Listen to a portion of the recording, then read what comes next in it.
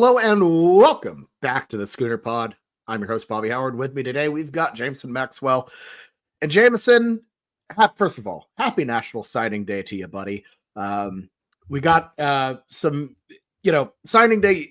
I feel like used to be a little bit splashier back in the old days. Not a lot of surprises, but we got a really big one in Michael Fasusi. Indeed, signing with Oklahoma, despite a couple of stressy moments about him flipping, not flipping, that sort of thing. And then, of course, some other news, other roster news as well that we'll talk about with Jackson Arnold entering the transfer portal. But before we get into it, we got to hit the intro. Jamison. Yes. What is this? Jamison. This is a Recruitment corner with Jamison. everybody dancing. Oh, that's nice.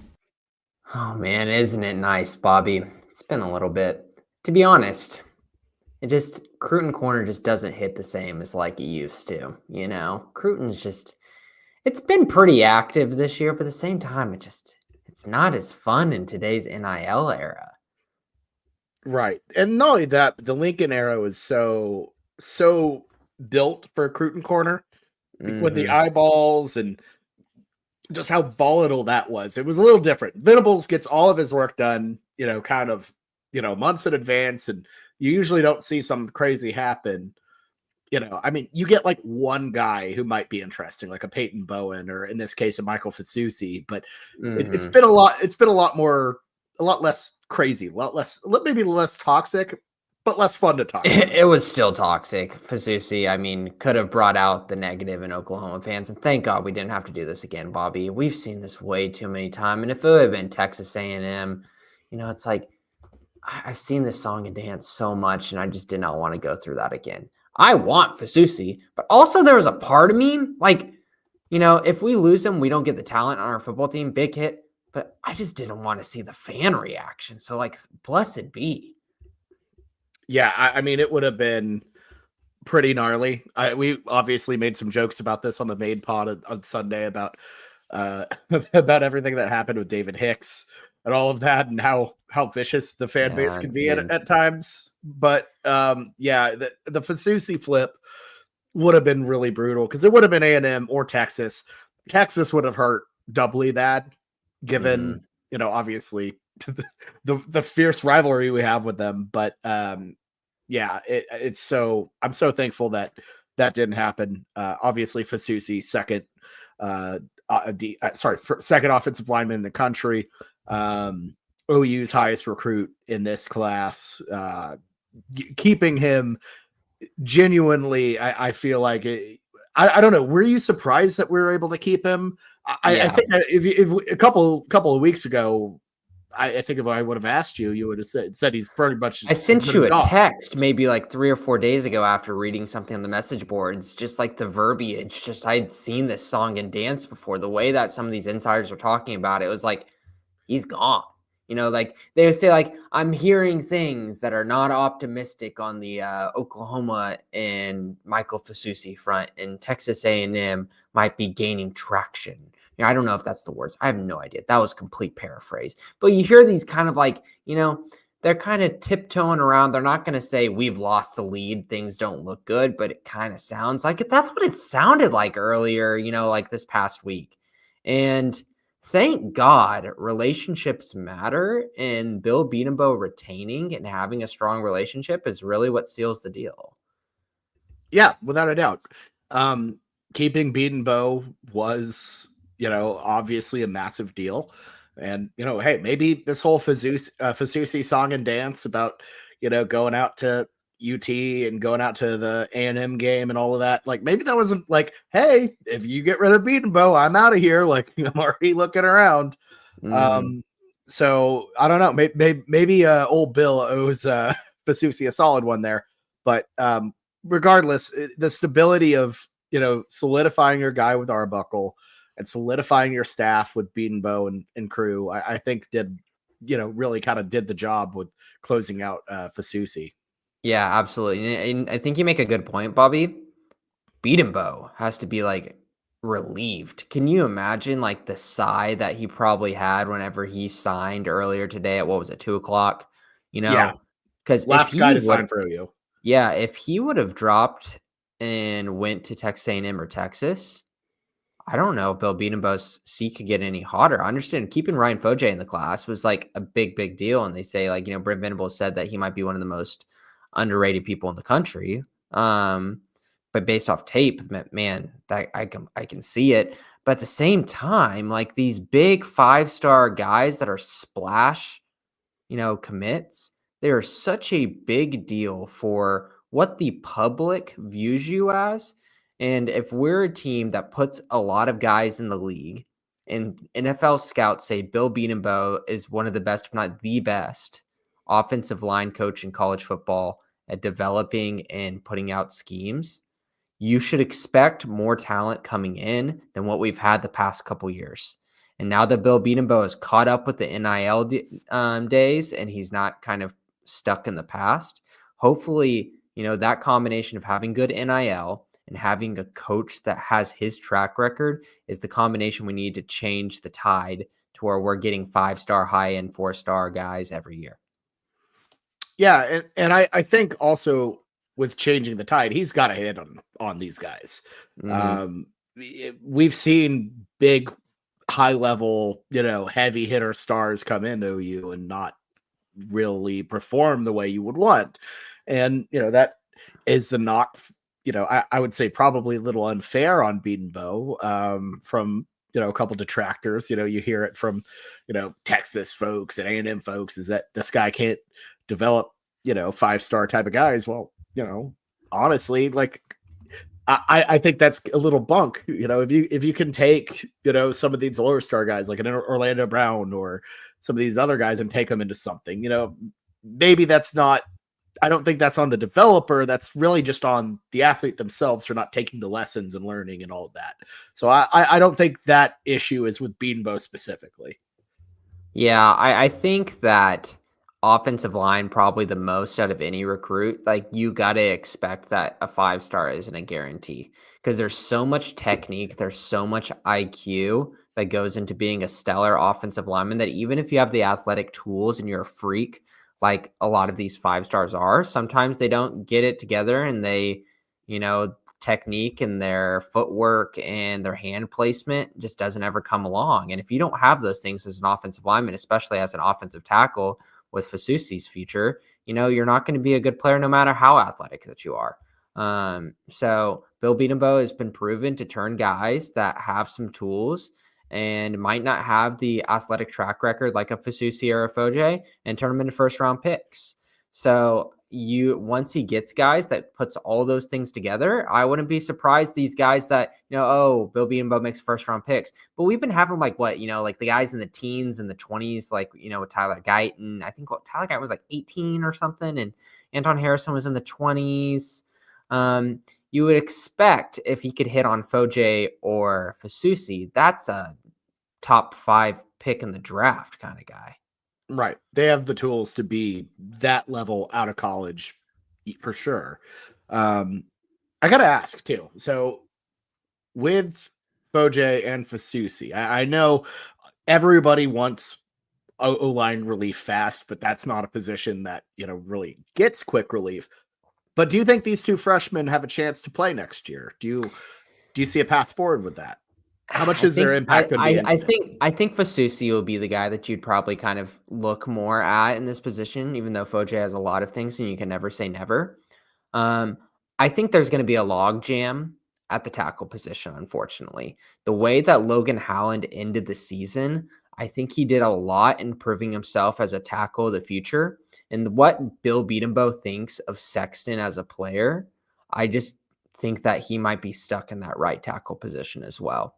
So I know pending injury, Jacob Sexton's had a lot of injuries in his past, and obviously Bill Bedenbaugh has not been scared to yank him.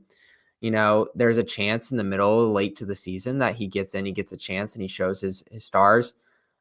I think that it's just going to take some time and effort for him to break into that, unless he's an absolute beast right off the bat. Like Anton Harrison, his freshman year, was undeniable best offensive tackle that we had as a true freshman. It's possible. There's just a lot of people with a lot of track record and a lot of experience within the Bill Bedenbaugh system that know what they're doing and will have a leg up on him. Right. And I think really once you can't see, you can't really know. And, I mean, we can't know because we're not in the building, of course. You won't know until they're out there, until they're in game, until you can see them adapt the system, learn. It's from here on out. Like, you got the guys who have the physical talent and capabilities, but from here on out, it's about how quick can you learn, how quick can you adapt to the system, and how can you operate within it. That is the biggest thing that will carry them going forward. But you got the beef. That is hard to get. That is for Oklahoma. You got that in. You just hope that they are able to be sponges and learn the technique and all of that to be effective players going forward. Um, would obviously love to see him play as a freshman. Who knows how big their impact can be? We saw Caden Green make some big steps his freshman year at OU. So we know Beatonbow can and will play them. But I don't think you should be counting or banking on that being impact from day one. Which try him at guard. Try him at guard. Yeah. Screw it. I think there's a spot there, like you said with Caden Green. Caden Green thought it was going to be a tackle. Try him at guard. See what happens. You can always swing him out. And let me tell you something, Bobby. As an offensive lineman, preparing yourself to be that guy in the draft. If you have the measurables to be a tackle, that obviously is going to up your draft stock. Another big thing teams can't get enough of is a guy who's played multiple positions in college. And if you can get on the field, it might not be your true position at left tackle that's going to pay you the big bucks. But if you have a freshman and sophomore record, if you played a little bit of left guard and you have some repertoire there might be a team that sees him and be like, I already have a really good left tackle and right tackle, but I want to develop my offensive lineman and make that the cornerstone of my team. And you draft him just for the versatility. Maybe he might be the left guard of his rookie year, and then the left tackle retires and he takes over there. That it makes his draft stack go higher. And I think that shouldn't be a deterrent for him moving into freshman and sophomore seasons. Yeah, absolutely. Versatility is massive, really, in any sport, but especially on an O-line. And I would love I would love our friend of the pod, Austin, to, I know I don't know if he's listening or not, but that would be an interesting conversation to have probably offline about, is adaptability good? How helpful is that? Okay. So we've kind of gotten a good coverage on Fasusi and Foje, how that's going to go going forward. I think overall you really got a number one. OU's got to win for this to really matter, because if you clean house, they're both gone, you would imagine. So Oklahoma has to succeed this year, whether or not it's because of Foje and Fasusi. That's a whole thing, but you hope to continue that stability going forward. But the class, step one, save the recruiting class, make sure it doesn't fall apart. I think they succeeded. Obviously lost a couple commits down the stretch here. Only took two wide receivers, for example, which, I think you want a better class. I haven't seen where they sit in the aggregates right now, which is probably something I should have seen, but depends which side you're looking at. We're in the teens. Like on 247, they're in the 16 spot. So, I mean, it really, what it comes down to, we only had 18 people sign. That's not enough. I understand Brent Venables talked about it during his press conference, and he said, with how much production we got out of our freshmen and sophomores, you don't have to take as many people. And then obviously within the transfer portal, it's a different game. With the transfer portal, you might need even more because you're going to get a lot of turnover no matter what. So expect the Sooners to be active in the portal coming up in the next couple of weeks. For sure. And it's win now for next year. And they got to find a way to win in 2025 if we want to continue the Brent Venables era. So that's just kind of the cold hard facts of it. Got to hit the portal hard. Speaking of the portal, Jackson Arnold has entered the transfer portal, and by all accounts, definitely it seems is not returning to Norman. Dude, that was quick. Portal ain't even open for another 5 days, and he's throwing his hat in the ring. Like if a dude's already putting his hat in the portal right now, I'm confused why he didn't just sit out after we benched him. Well, Arbuckle just got to Norman, I believe last night. This was his like kind of first day in, in the building. Venables mentioned that he was filling out HR paperwork and all of that.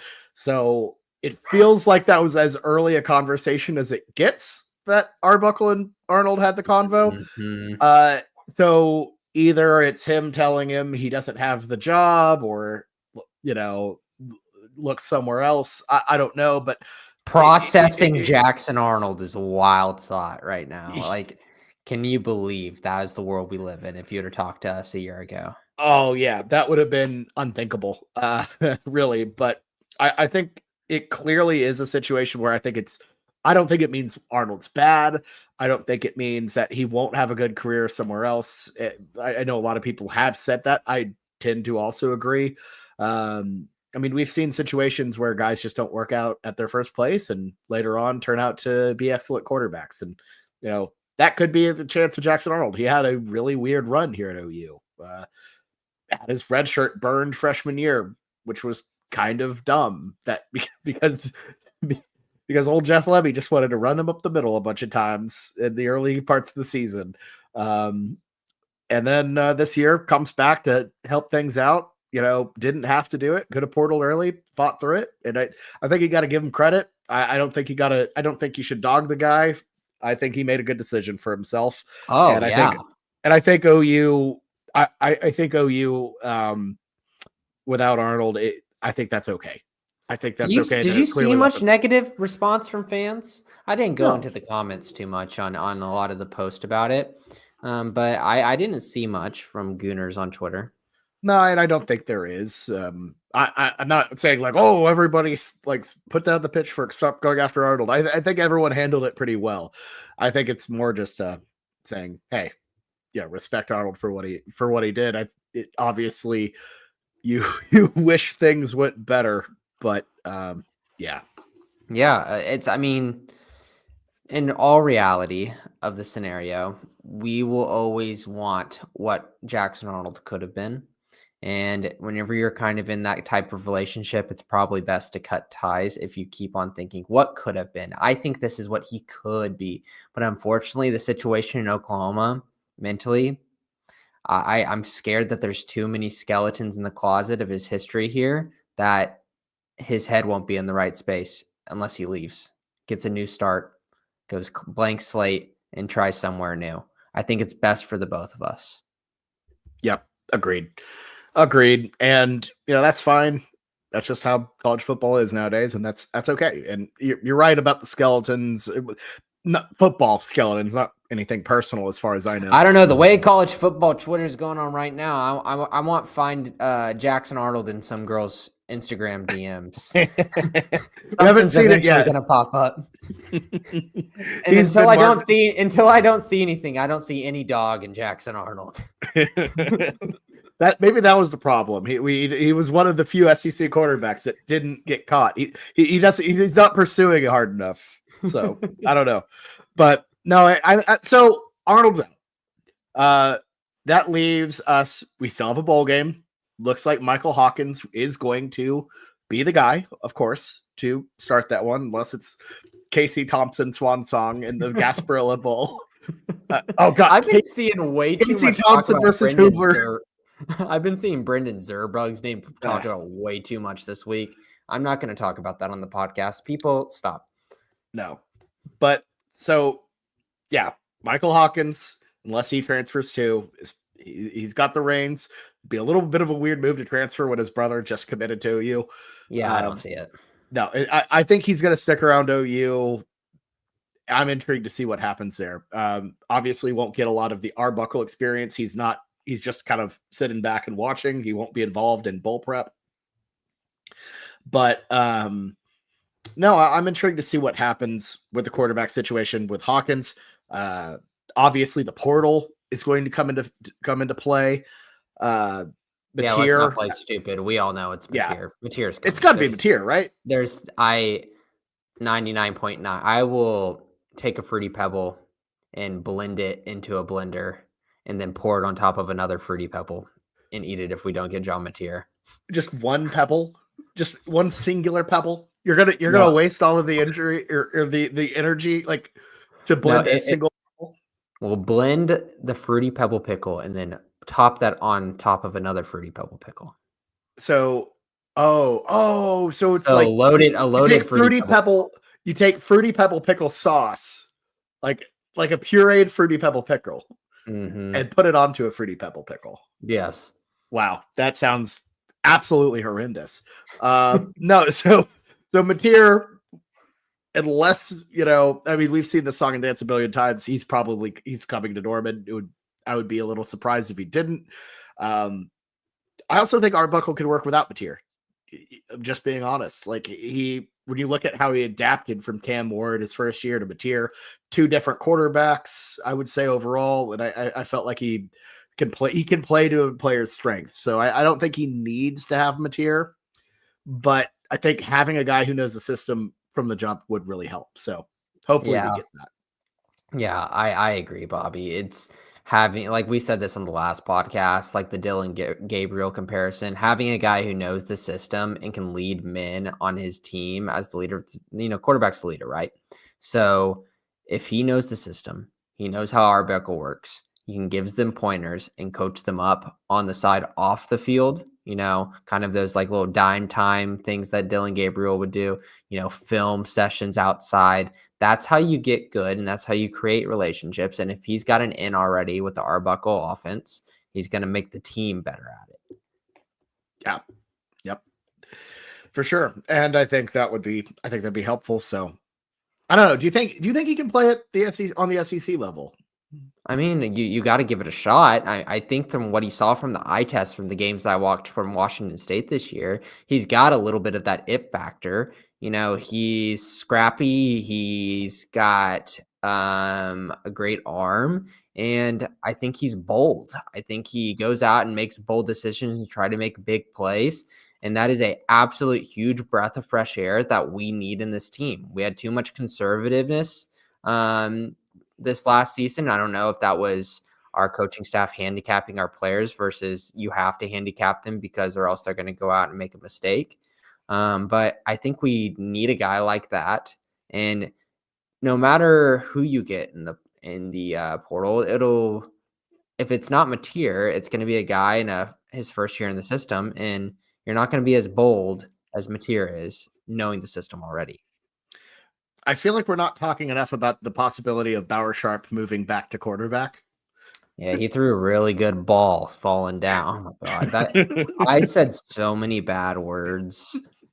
We didn't talk about that play enough. We did not talk about it. Me off. I had so my parents came in town for Thanksgiving, and they hadn't had the opportunity to watch a game with me yet this year. I've been like in like the sad cave where it's just like anything that happens, I'm just like, blah, and just whatever happens, or like maybe like a sad laugh. That play, Bobby, my God, it just sent me to another dimension of anger.